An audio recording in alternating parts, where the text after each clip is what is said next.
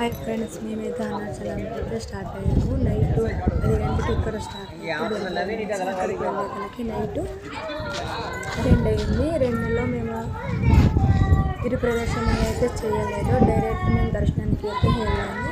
అక్కడ వెళ్ళే లోపల టైం అయితే 5:30 అయింది. 5:30కే ఫుల్ జామ్ అంటే జాము.